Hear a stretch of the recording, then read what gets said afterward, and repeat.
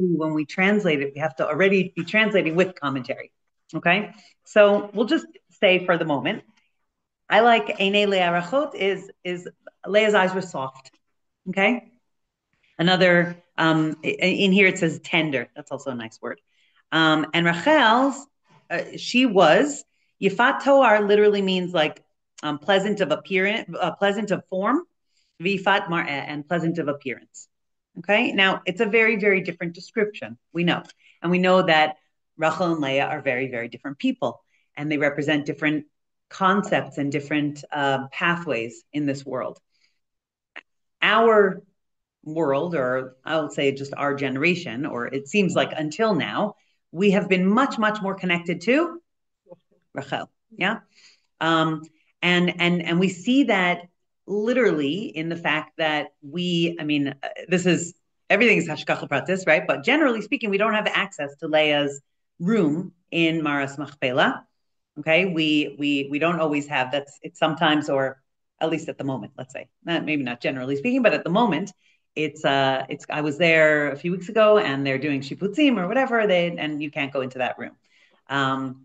But also, it's not just where's Rachel buried? Rachel's buried like sort of more in the open, right? More in like a more accessible. That's exactly right. And that is really how we feel about her, right? We feel that Rachel is more sort of like tangible to us, right? We understand that she's crying over us. We understand that she chose really to be buried there on some level, to be present, to be a presence as Am Yisrael were, being sent into Galus, and B'shavu banim ligvulam, right? We kind of tap into her energy of like bringing us all home, and she's really someone that we feel a connection to, like a real connection to, and Leah much less so. And so we're going to talk about that today. Yes, I know, because a lot of what we see later on, like Yehuda comes from her, and like there's like they have their position. And that's what we're going to talk about today. So absolutely, we are no less connected to Leah than we are to Rachel. But it feels like we have been more connected to Rachel than to Leah. We don't understand Leah fully. And there's good reason for that. So let's delve into the. I think Rachel gets more press. I think Rachel gets more press, but everything is a result of the spiritual reality, right? So that's kind of like what I'm trying to get at. It's not stam. It's not just like b'mikre that we feel more connected to Rachel. It's because of how we've been. It's because of the energy, the spiritual energy of the times that we've been living in. What does it mean? So that's literally what the whole shir is on. Okay, so I actually brought more. Much more.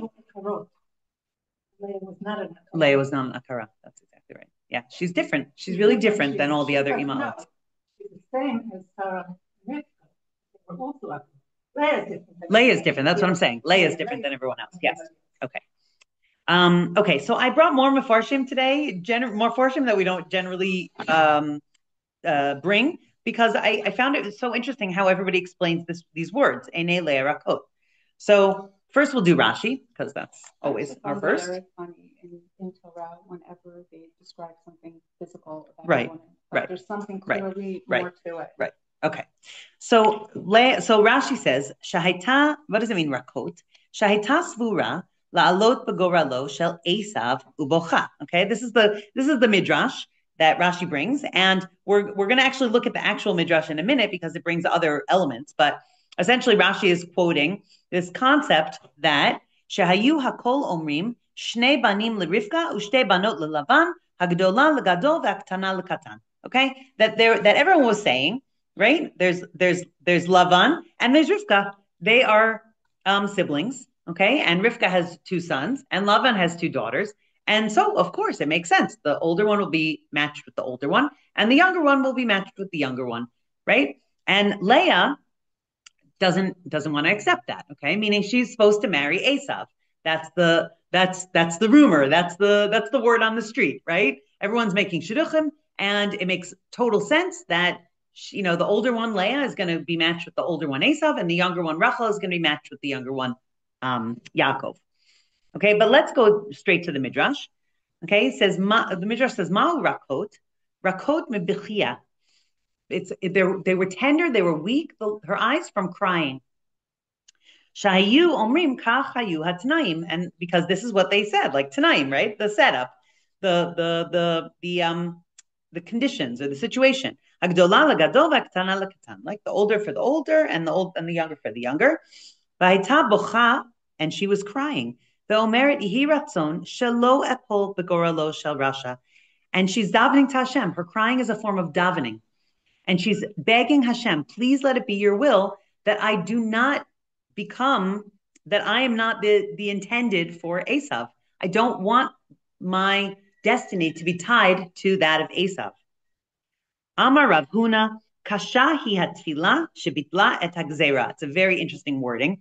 Rav Huna says her davening was so hard, it was so strong that she nullified this gzera. And it's interesting that it's called a gzera, right? That a gzera we generally refer to for a negative thing. That she believed that this was a negative decree against her, that she would be the wife of Esav. And her davening, her crying was so strong that she nullified that.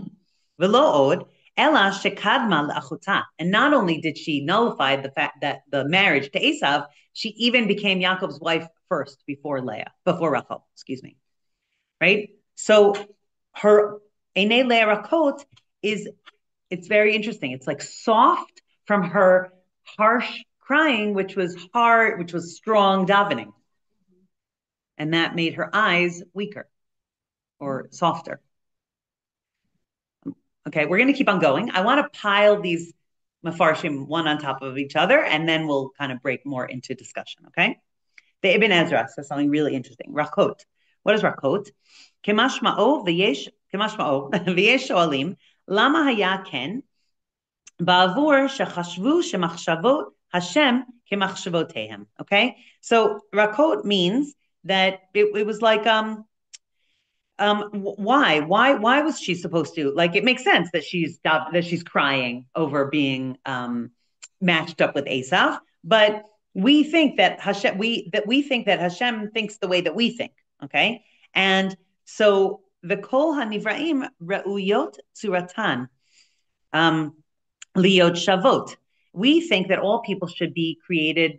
We think that, like, when it says Einei Leah Rakot and Rachel was Yifat Toar and Yifat Mar'eh, that's like ki'ilu, like unfair in a way, right? Like you're saying, like, right, we often, and I will say that Ibn Ezra is kind of like basing this on a lot of Mefarshim. There are a lot of Mefarshim, I didn't bring any of them, but a lot of Mefarshim that say that Leah was unattractive because of her weak eyes, or that it wasn't that she had weak eyes, it's that the look of her weakened people because she was so unattractive. And there's this other, and then there's all these questions like, but she's one of our imaot. How could the Torah be speaking about her this way? And why is that it's such a strong comparison with, between Leah and Rachel, that again, it's like Ke'ilu, Rachel's like the good one, and Leah is like the whiny, sort of like tag along, Ke'ilu, that's in a way how she's like presented. And I actually feel like when I was a kid, that's definitely how she was presented. She steals Rachel's husband. Yeah. She, like, it's a whole thing where we have this like very, I don't want to say very, but like we have a little bit of a negative perspective on Leah. But it's funny how it changes, because here we start off with it that her eyes are soft and she's crying, but then we ended off with Rachel. She's the one that cries now. Right. It's very interesting. It's very interesting. And also Yaakov cries when he meets her. Right. So it's interesting. A lot of crying. We're going to bring Rabbi Nassim to talk about crying. Say quickly, these negative things that we see about her here, in a way, might make us think that she should have been with Esav, who is also negative. Right. And it's also very interesting because we see through Chassidus that really Esav, I mean, we didn't talk about this year, but that really Esav, it's all very confusing with why Yitzchak would want to give someone like Esav a bracha, right? Why did the Torah says Meforash, Yitzchak loved Esav, right? And we're like, mamash, like really? Obviously, and also the eyes of Yitzchak were weak, right? So he didn't. But with Chassidus, we tap under all of that, and we say, okay, what was with the eyes of Yitzchak? Yeah, they didn't see Esav the way he was in this world. They saw him in his potential. They saw him for what he could be. Esav had so much energy. He had so much power, physical prowess, physical ability. And there could have been room for that in this world, but Esav went about it, in Chassidus, we talk about, I'm getting a little bit off track, but I think it's going to be important. We talk about orot and kalim, okay? Orot means lights, and kalim means vessels. So in the beginning of creation, we know that Hashem put on some level too much light in the world, and these vessels broke, okay? We talk about light. The light has to match the vessel. And what does it mean? Light means potential. It means energy. It means wanting connection very, very much. It means the gorgeousness of Yiddishkeit, right? But kalim is the way that we bring it down into this world, right? So we have, times for tefillah. We have a framework. We have kashrut. We have Shabbat. We have, right? A person who has only light and no kalim is I love Hashem so much. I want to connect to him. And this is how I connect to him, right? With playing my music on Shabbat, because that's so beautiful. And I want to, honor Hashem with that beauty.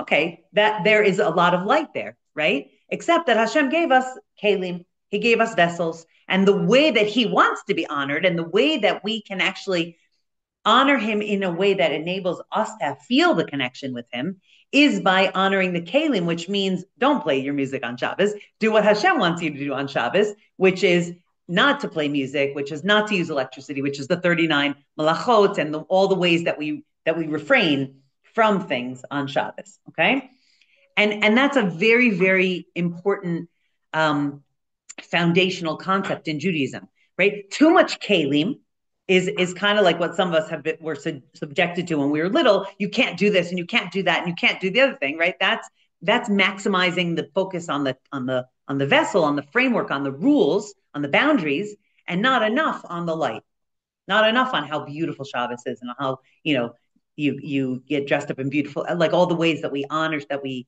delight in Shabbos. So you have to have a balance. You have to have the light. You have to have all the beauty and all the excitement and all the passion and all the exuberance, we'll call it, within the right side, within the vessel, within the framework. And that's how we form a healthy relationship. And that's true whether we're talking about Hashem or whether we're talking about our spouses or our children or our job or our friendships or Eretz Yisrael, right? It all has to be light within kalim. And that's really the whole idea of tikkun olam, is to make our vessels ready to receive the amount of light that Hashem wants us to bring into this world. You said last week in Vayikra where the bracha, where it says the sadness at the top, so that it's this constant circle. It's you do the things to give Takadosh Baruch Hu, and then he gives you right, and then your vessel becomes bigger, and then you get more light, right. And then you're right, and then you work with that light, and your vessel gets bigger, and he gives you more light, exactly. Right? That's really so. How do we get into this? Because Esav. Wait, let me just finish so I can bring it together, okay? Because Esav was full of light, but he had no concept of kalim. He couldn't connect to the kalim at all. So Yitzchak saw all that light, but he didn't see it with his eyes, right? He wasn't looking with physical eyes. He was looking with spiritual eyes, and he saw only the light. And he didn't. He thought that Esav could still chop onto the kalim, and he really couldn't. It wasn't time yet for Esav. So in Chassidus, Esav was not. I mean, on some level, Esav is compared to the Yetzer Hara, but even the Yetzer Hara serves a purpose in this world. And if it's brought to a place of healing, that's actually really where we're trying to go. So Leah and Esav, it didn't work where they were in their lives and where the world was. But in the future, that is where we want to go. Meaning Leah has the you know what? I'm jumping ahead of myself. I wanted to say I never thought of this before. Because also, you read regular the portion, you don't think further than that. But if her tefillah was so strong and it had such an effect and it was answered, if she had changed her tefillah, and instead of davening for herself, and she davened that he should change his ways. That's exactly what the Rebbe says. The Rebbe has a whole sikha about that. Because, if you go to Bruria and Reb Meir, and he wanted to, obliterate these Rishayim and everything that were bothering him, and I said, no, you don't do that. You daven that the Maasim Ra'im, please. Right. So that's also the story of Dinah, because Dinah also had the potential. Leah did have the potential to bring Esav into his potential, right? To bring Esav to his tachlit, to his purpose. But she wasn't ready, and the world wasn't ready, and that's why her tefillah was, formed this way, and that's why Hashem answers it. But then there's another opportunity with Dinah, because Dinah also could have been a match for Esav. And Kal V'chomer, the Rebbe says that her kochot were even stronger than Leah's. But what happens? Yaakov puts her in a box, and then we know that doesn't go well. And unfortunately, but it keeps on coming around. These things keep on coming around.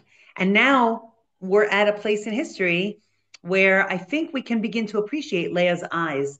And also, I'll just tie it in with that. We're talking about Leah's eyes being soft, and like Yitzchak's eyes were also not for this world. Okay, I want you to go. We'll read a few more mefarshim, but essentially, Leah's eyes were not for this world, and she also had the ability to, her eyes could also have been seen the potential in Esav, but she went a different route, right? She chose to have her destiny tied to Yaakov's, and then she's always the second wife, and it's all there's a lot to talk about there. But anyway, let's keep on going. She's the M of most of us, right? And yet, what's funny is, right, most of us are not descended from Rachel, but we feel such a connection to her because she was for this world, and Leah is for the times of Mashiach. We're gonna get there in the Mefarshim. Okay, Das Kainim says one more thing. We're still in the Ibn Ezra. It says V'kol Nivraim Ru'uyot Suratan Liyot Shavod. We think that everyone should be created equal, but it's not true. Really, Hashem has a plan, and there's a unique energy to each person, and so it's okay that Rachel was the Yifat Toar and the Yifat Mar'eh, and that doesn't actually take away from Leah. And he says, and this is a very sort of confusing comment, but I liked it. Ben Ephraim, I have no idea who Ben Ephraim is. Ibn Ezra quotes him, and I have no idea who he is. I tried to find out. And even the Rashbam says, Ibn Ezra quotes someone called the Ben Ephraim. I don't know who that is. Okay, but anyway, he says, Ben Ephraim Amar, Shehu Chaser Aleph, V'ta'amo Arukot. That really, it's supposed to be that Leah's eyes were long. Not rakot, soft and weak, but arukot, that it's missing an aleph, meaning her eyes saw far into the distance. Right, far-sighted, exactly, in a positive way. Isn't that interesting? I mean, it's like mysterious, but and who knows where he bases this on? Who knows who the Ben Ephraim is? We don't know who. The Rashbam says, I think the Ben Ephraim is missing an aleph. That's what he says. I don't know who that is, but I think he's missing an aleph, meaning he's a Ben Parim, not a Ben Ephraim. I don't know, whatever. It's a whole. It's like a medieval commentary rivalry. I don't know. Would we ever say what? Anything in the Torah, there's a missing letter. No, but what you can say is that there's the black letters, and then there's the white space surrounding them. And sometimes there are commentaries as missing, chaser. So hang on, because I want to go there also, right? But I just want to finish this idea about the white and the black, right? There's an idea that there are ideas surrounding every word, and it's in the white cloth that surrounds the black writing, and that's partially Torah Shebaal Peh. Right? Meaning it's not what's written, it's what's handed down. It's what we see around the words. So it's not like it's saying the Torah is pasul, chas v'shalom, because it's missing an aleph, but that maybe another layer of reading that is could be with an aleph, sort of an invisible aleph, that her eyes were saw far into the distance. Okay, now Sarah, say what you were saying, because I think it's important. What you were saying before, that a word is chaser. like you have sometimes something is written with above, sometimes it's written Right. above, Right. and Right. that opens up will be Right. down. Right. Right. Okay, good. Let's go move on to the Das Zakanim. So he says, Ve'ene le'rakot, lashon rach v'tov. Okay, so again, you can translate it as weak, which is how I didn't translate it at the beginning, or you can translate it as soft and good. And I just want you to go down to the pasuk that's right after that, because this is where he brings it from. That in Bereshis, it says Ve'el habakar. Wait, hang on. I'm gonna turn you on mute. Sorry, Becky. I'm turning you on mute.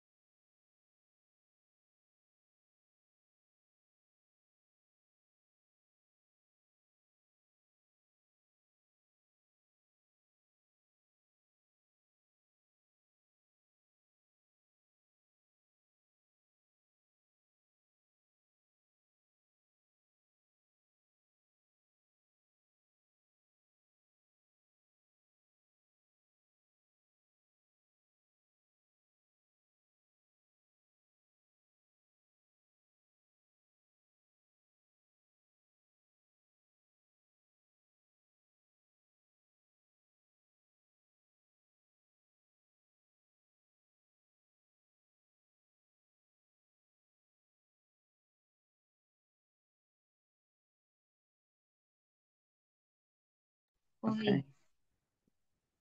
Okay. Sorry, but I need. Okay. Okay. I think that's good. Yes.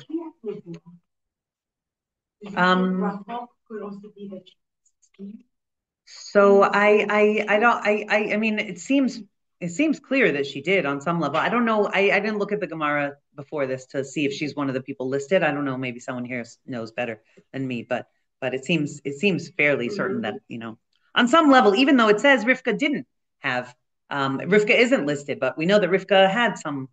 I mean, I think you can say that Ima'ot, all had some level of Ruach HaKodesh and Nebuah, right?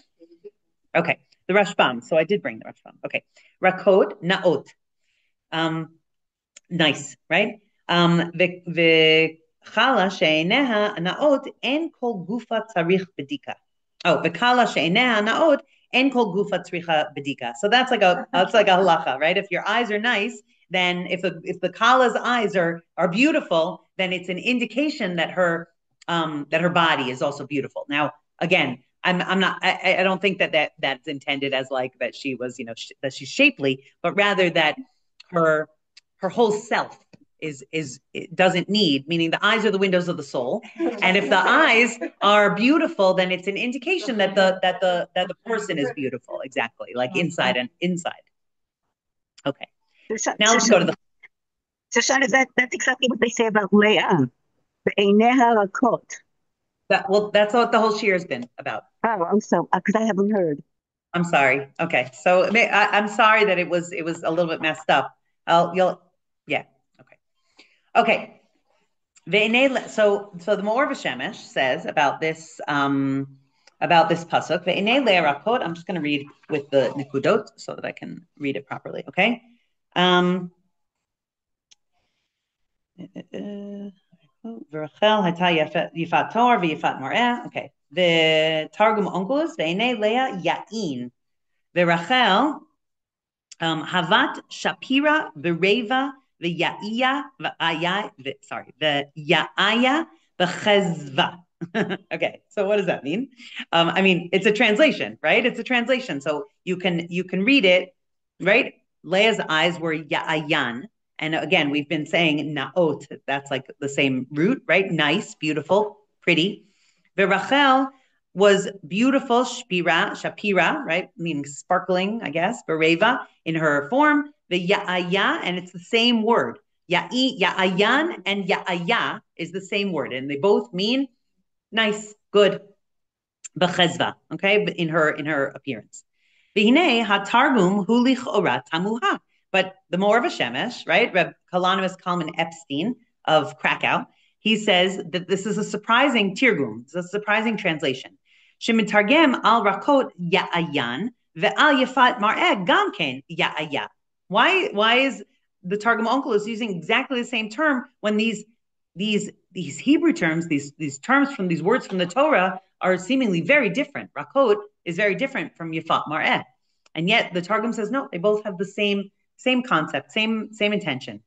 Gam, he says also, Aleph shel tevat ya'aya hu miyutar legamre shaya dai lichtov ya'eh. Okay, he says that the way that the Targum Onkelos wrote this Aleph is, you know what, we're not going to get into that concept anyway. You could just skip that word, but basically he says it would have been enough to just say Yud Aleph Yud.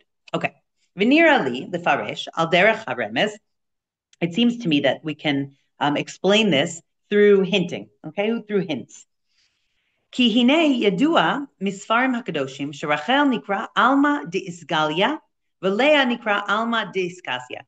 So he says, according to the books of Pnimius, the holy books of Pnimius of Torah, that Rachel is called the world of a revealed world. Isgali means like galui, okay? It's revealed world.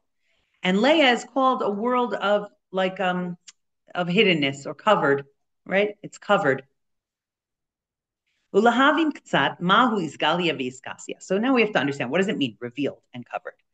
Dihine ha'avdus tzarich liyot b'tchila she'yikabel ha'adam al atzmo be'emet ol malchut shamayim. Okay, so the beginning of our service of Hashem, okay, and the beginning could be each day. It could be, you know, as someone gets older. It could be, you know, as we do tshuva. All of these different things, okay. But essentially, everything starts with the bottom step, and the bottom step is kabbalas ol malchut shamayim. Okay, that we do things because Hashem told us to.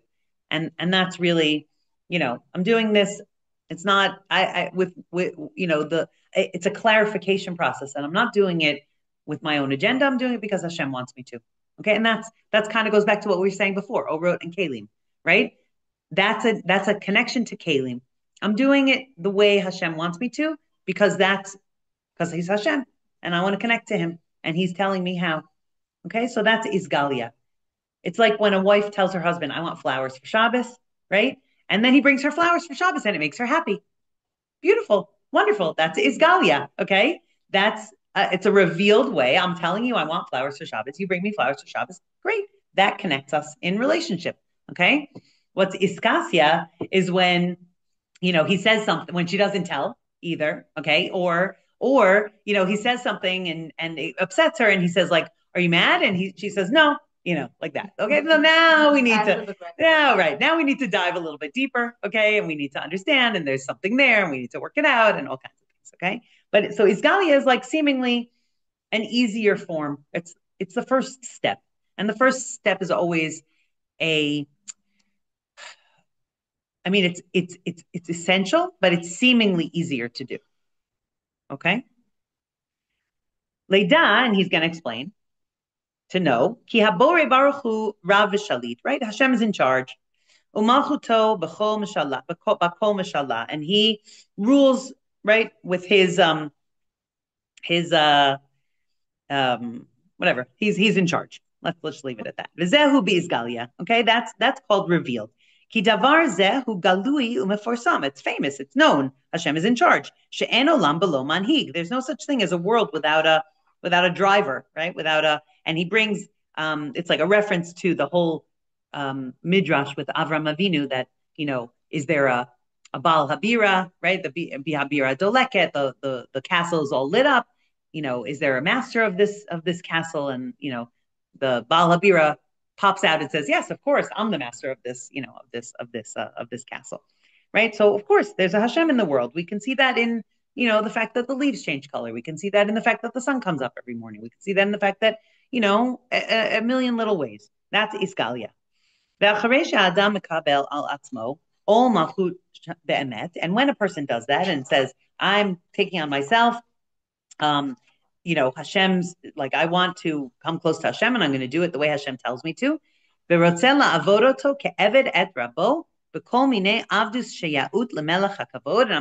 gonna serve him the way a servant serves his master in everything that a melech deserves. Azai Hashem Yisbarach mekarvo umachniso to lehechalo. So then Hashem responds, and he brings that person closer, brings us closer, right? By enabling us to feel that closeness, right? If I say I'm going to daven because Hashem told me to daven, so then in the davening, we can tap into it. There is something available for us to feel like, oh, I connected. I did this really, I'm forward. I'm advancing this relationship. Okay, but then what happens? V'sham yitvada lo yoter migdulas ha'elokim. And there, in those, in that inner part, where Hashem brings me in, I see more than Elokim, right? I see more than just Hashem as revealed in nature, right? Elokim is the name of Hashem that we see in nature. Elokim is the name of Hashem that is like with boundaries and nature. I always use nature as like an example, right? Because it's very easy to see Hashem's hand in nature. But then when Hashem brings us closer, we see more. We see more than that. What do we see? Right? What's the most famous thing is that we see what we say every day. Shema Yisrael, Hashem Elokeinu, Hashem Echad. Right? We say Shema Yisrael, listen, Yisrael, Hashem Elokeinu. What's the word? What I'm saying, Hashem, right? It's the Yud K Vav K. It's the tetragrammaton, Yud and Hey and Vav and Hey. Right? That's the name of Hashem that's like beyond Elokim. It's beyond nature. Okay? It's filling everything, and it's Ein Sof, and it's infinite. It's like words that we don't really have words to describe it. And what we say in Shema is Hashem Echad, that both of those things are really Hashem. It's just that we can tap into Elokim in a easier way than into the Yud Ke Vav Ke, because we see it in front of our eyes. And Elokim is how Hashem enables himself to be sort of more accessible and more seen, right? It's very easy to go to the ocean and be like, wow, Hashem, you're amazing. Yeah. It's not so easy to do that when you're stuck in traffic on the 60, right? But when you're stuck in traffic on the 60, that is a form of Elokim, and it's also a form of Yud Ke Vav Ke. Everything is, it's all really the same. Okay. So the more we do this and we put ourselves into the service of Hashem, we say like, I want to be close to you. I want to do what you want me to do. So the more we start to see how, Hashem is really in everything. V'nofel alav busha v'hachna'a gdola. So that's like the beginning. V'libo nishbar b'kirbo ma'od. Right? You have this brokenheartedness, which like kind of breaks you open to feel hachna'a and busha, which is in Chassidus considered a very good thing, right? Like, I'm so small. I'm just like, Hashem is in charge of everything. And Hashem is, it's not this didn't succeed because of me and this didn't fail because of me. It's all Hashem, right? That's a form of, it's a good form of hachna'a. I'm not in charge of these things. Hashem is in charge, right? I'm definitely not in charge of anything that's going to happen this week, and that's good. That's good hachna'a, right? I'm going to be asleep, Be'ezrat Hashem. So I'm literally not in charge, right? So that's like a form of, okay, I give that over to Hashem. I know that Hashem is in charge. And that's that actually can help you to feel like more present and more connected, because you're recognizing that Hashem is in charge. And you right? see it later also with Leah, because when she has Yehuda and then she names him that, she recognizes that this comes from him. Right, exactly. Uva me'avoda zo shekibel alav malchus shamayim kenizkar le'el hanikra alma de'isgalia. Right, so everything this came to him through the world, through the revealed world, through the way of, putting myself into Hashem's service, right? All of that we just discussed, right? That comes from mechamat shehu davar nigla mufarsam lachna'a u'tshuva shlema shehi belev nishbar, right? Doing that brings us to this place of tshuva, of returning to Hashem and having this like brokenhearted realization that, I am actually close to Hashem. And that is called alma deiskasia. That's called that closeness that you feel from. Do you understand? Like it's like a two-stage process, right? That you put yourself, you step up you step through the doorway and you say, Hashem, I know you're in charge, and I'm gonna do what you want me to do, and that I'm gonna let go and let God, exactly, and that brings you to an actual feeling of let God, right? It's like a two-stage thing. First, I say I'm gonna do it, because I know that you're in charge. That's the alma d'iskalia. That's like revealed. I know you're in charge. Okay. But what comes after it, that the following feeling of closeness and connection, that's called alma d'iskasia, because that's like more hidden, and nobody else can see when I feel that. Right. And that's what he says now. Ki avodazo ikara belev v'moach. It happens in your heart and in your head. Ubehelem gamor. It's invisible. Right? It's hidden from everybody else. It's right. That's happening internally. Right? I go and I put on. I open my siddur. That's revealed. What happens to me as a result of opening my siddur, that's hidden, and that only happens inside of me. Okay, and Leah represents that world, the hiddenness. Okay, that we don't really understand her. We understand that she represents what we don't understand. If that makes sense. But she also needed to teach the Yaakov. Like he needed to learn that from her, because there was so much that went on by him that he couldn't see, and she had to open his eyes up for that. Beautiful. Okay, so now that we learned that, we can learn the Bas Ayin. Okay, so the Bas Ayin says something also in that same way. Very interesting. She says, he says, this is like what the Torah says. Our pasuk, right? Perish Rashi, Leah hayta mityareh, shelo tipol b'chelko shel Esav, v'lazeh hayta bocha. Okay, so he quotes Rashi, or he paraphrases Rashi, really, right? That she was afraid that she's going to fall into the chelek of Esav, and that's why she was crying, and that's why her eyes were rakot, right? Rotzelomar, and he takes us and he flips it over. Shelazeh hayta einei Leah rakot, michamat v'Rachel hayta yifat toar. Okay, and he actually flips the pasuk. He says, why were Leah's eyes rakot? Because Rachel was yifat toar. What does that mean? Perush mechamat shebechinat Rachel alma de'isgalia bebechinat dibur u'maaseh b'mitzvas aseh haya yifat toar. So he's saying that Rachel's lot was to be so revealed. She was very involved in this world. She was doing mitzvahs that were ra'ui, right? She's watering her sheep. She's bringing, she's taking care of her father's house. She's doing things that are much more go out and do, much more physical, exactly. And everyone could see her doing them, right? And when everyone sees someone doing something, what happens? Sheyachol liyot bahem bechinat pniot v'gasot v'hitpa'arot kanal. When everyone sees someone doing something, what do they say? Wow, she's so amazing. She's so awesome. Look at how she takes care of her father's sheep. Look at how beautiful she is. Wow, right? And what could that lead to? Ego and agenda, right? I am this and I am that, and that's called separation from Hashem. Because when I take it up, when I feel like I'm the prime mover in my life, I'm making these things happen. I'm so involved in this world. I built this successful business. That is a form of perud from Hashem. It's a form of turning ourselves away from Hashem, rather than turning towards Hashem and saying, no, it's I know I'm only doing it because you're giving me the koach to do it. and then, right, if I take all the successes on myself, then I also take all the failures on myself, right? If I put all the successes on Hashem, then also the failures are on Hashem. But once it's like very, like Rachel was really out there. This is like what people say, like bli ayin hara, right? Like if someone's really out there and they say like, wow, she's amazing, bli ayin hara, because I don't want her to feel like she's amazing, because then it causes a separation between her and Hashem, and she thinks that everything's on her. She's in control. And that's a very hard place to actually be in.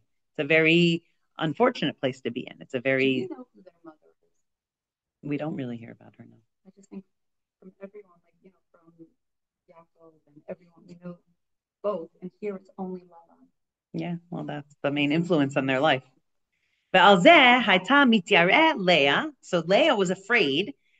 Bechinat machshava alma diskasya, and this is called like what's hidden, right? Because she's afraid of, she sees what's revealed, and she represents what's hidden. She represents what's hidden. Shelo yitachzu haklipos bebechinat Rachel bemitzvas ase she'al yidei dibur umaisa. She didn't want this quality of klipos of right. Klipos means shells or peel, covering. It's a negative energy. That's an energy of separation between Hashem and the thing. Okay, so Leah is afraid that the separators are going to come, between Rachel and Hashem, or going to grab onto Rachel and pull her into a negative place, because she's so physically involved. She's so active in the physical world. And that's why she was crying. She was crying because she didn't want Rachel to fall into the chelko of Esav, right? Meaning it's not that she didn't want to, it's that she didn't want, she's worried, and she's crying over Rachel, that it seems like Rachel is going to fall into the realm of what's called Esav, meaning I'm in charge, I'm busy, I'm active in this world, I'm, in control. And that's what she was crying about, because she loved Rachel so much. A nice little different flavor, yeah.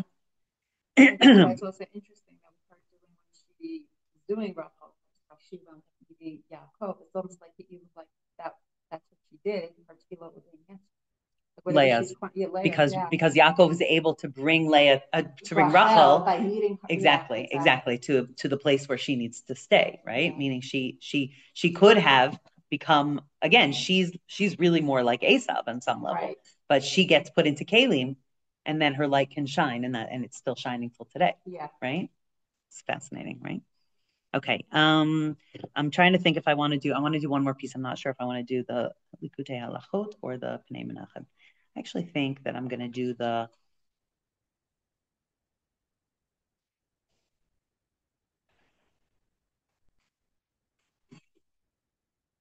Okay, well, we'll do the Likutei Halachot, and then maybe we'll try and do both. Okay, Zebachinat Einei Leah Rakot. Okay, so Rabbi Nassim says this is the level of Einei Leah Rakot. The eyes of Leah were soft.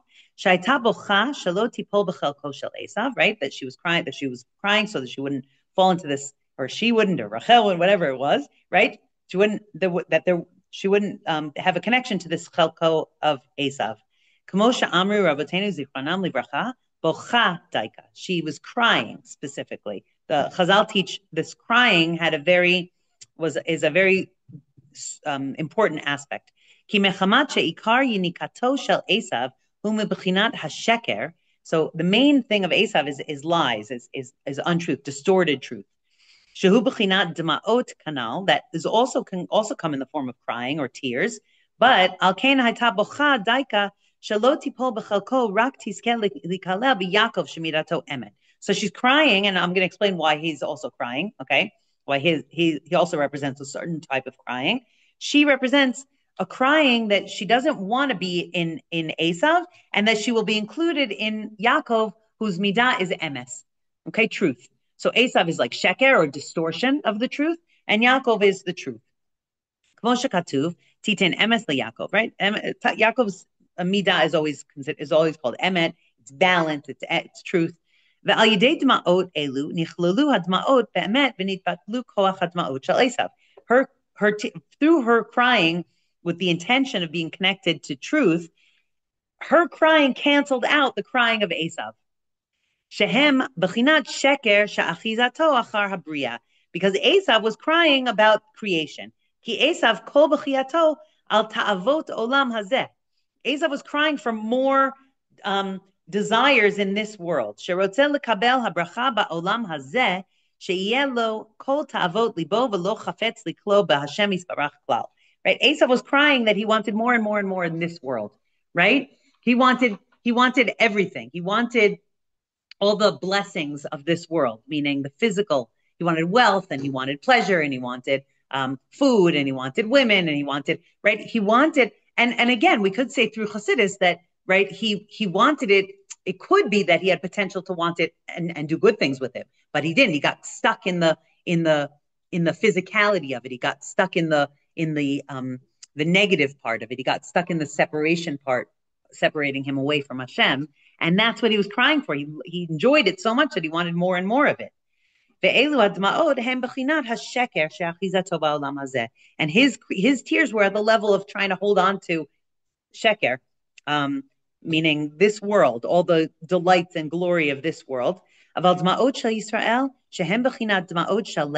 our tears, which are the tears like of Leah, our tears are really meant to be used only to litkarev to Hashem. And it's like a little bit of a, I wouldn't say musar, but it's like a little idea to tap into that, crying can be a negative thing. It could be a positive thing, right? The question is, what are you crying for, right? The beginning of this piece was that like the Meraglim cried about going into Eretz Yisrael. And then he brings it this whole thing about crying and how crying can be negative and crying can be positive. When we're crying, right? I remember when I was very little, I remember the first time I ever saw my mother like cry from happiness, right? And she had to explain to me like, no, these are tears of joy. And there can be such a thing, right? There can be such a thing. It's a very different bechina than, tears of pain. And also tears of pain could be tears of hishtokakut. It could be tears of yearning. It could be tears of longing. It could be tears of but we have to lavchin that. And one of the ways that we can do that we can determine and we can sort of like do a tikkun or a birur, like a fixing, a healing, or a differentiation between good tears and bad tears is that Leah was crying. And through Leah's crying for good things, we can also cry for good things, use our tears for good things, like crying over, over a beautiful wedding, or crying over, or the pain of Am Yisrael, right? Meaning our tears can be for good things. And if Leah hadn't been crying, it could be that our tears would only be like Esav's tears, which were for negativity, yearning for pleasures of this world. And Leah's tears were for something totally different. And we can tap into her bechina of tears for something very different. Could we very quickly try to do this last piece? We have like 2 minutes. You got this. Okay. The last piece actually really goes back to the beginning of the parsha about the sulam. Okay. V'yachalom v'yinei sulam mutzav artza v'rosho magia hashamayma. Okay. This is Yaakov's dream that he dreamt that there's a ladder and the bottom is firmly planted on the ground and the head is going into shamayim. Okay. V'hinei malachei elokim olim v'yordim bo. And he saw angels, right, going up and going down. So the Pnei Menachem, I just love this. This is so beautiful. He says, "B'yalduti, in my childhood, sha'alani kavod kedushat avi Adoni zal ba'al imrei emes." In his childhood, he asked his father, the imrei emes, "Harei hashamayim hem davar rach," or his father asked him. Excuse me. His father asked him, "Harei hashamayim hem davar rach." The sky is not physical. It's not tangible. It's something very soft. Rach. Okay. How could the ladder? What's the ladder leaning against? Right? It's an interesting question, right? It's planted firmly on the ground, and then we imagine it like on an angle, right? Leaning against what? A cloud. we know that the clouds are not tangible. Veheshiv, and he answered, Dishma mina da sulam haya yoter rach. It seems that the ladder was made of even softer material right? That it itself was even more spiritual, let's say, than Shamayim, the ladder. Okay, what does the ladder represent? Tefillah, always. Okay, all the Mefarshim say the ladder represents Tefillah. And he continued and he said with a big smile, how are the angels allowed to able to go up and down on the ladder? That they were even more gentle, soft, ephemeral, right? Like not present, not there tangibly. Hakavana bazeh, what did he mean by this? Ki kafi ruchaniyut hadavar uma'alato ken hu rakuto. The more spiritual something is, the more, and he uses again this word rach. Okay, the more soft it is. Veroim mikan godal zuchus v'dakus hadvarim haruchanim. We see from this how, and he actually says in Yiddish afterwards. I don't know. I cut it off when I scanned it. He says in Yiddish, "The edel says." How edel it is, right? Spiritual things are so soft. They're so I don't want to say not fleeting, but like they're so gentle and soft and like not there, that we have to be so gentle and soft in our approach to them, right? That Exactly. So that's how this word rach, okay? Because the word rach is being used here. That's what made me include it, okay? That Leah was so spiritual. She was so edel. That's really what her name. That's really what it means, right? That she was not of the world, really. She couldn't be grasped in her time and even in all the years until now. But really now, when we're becoming more and more closer to the times of Mashiach, only now we're starting to sort of like get her. We're starting to turn to her and be able to sort of tap into her midah of edelkeit, of being soft and seeing things in a soft way, and not and that's what it means. That's what the feminine aspect of Torah is like, being soft and letting ourselves like feel Hashem. And it doesn't always have to be like boom, boom, boom, boom, boom, going and doing and being. And that's Rachel, right? And Leah's eyes were soft. And Leah's way of looking at the world was like staying back a little bit from it. And so give us all a bracha. I hope that this wasn't like, I had a lot of feelings and big ideas that I was trying to like, tie in together and bring down. But just really the ultimate is that we have an Ima called Leah. And give us a bracha to really try to understand how we are her children, and just as much as Rachel is our Ima, Kal v'chomer, really actually even more so, Leah is our Ima, because most of us really come from Leah, but they're both our Imaot, and we have abilities from both of them. And the ability that we get from Leah is, first of all, to use our tears for good things, okay? And to let go and let God, right? And to be a little bit more like tapped into the aspect of seeing with soft eyes, of seeing for the future, of seeing, not what's going on right this second, but maybe what can be. Be'ezrat Hashem. You soften your gaze. Right. Thank you. My pleasure. Thank you very much. Thank you. Be'ezrat Hashem, I hope to see you as soon as possible. But take your time. Yeah. Yes, that's the midah of Leah. That I'm going to take my time, and I'm gonna, I'm gonna heal, and maybe with some tears. And I would love, any of your tehillim, and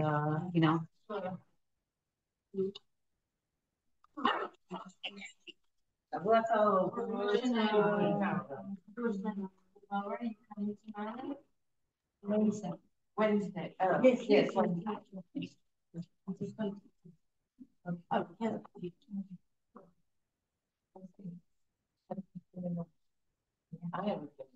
אני מחבה ואני מדליקה לכם קישור אחר.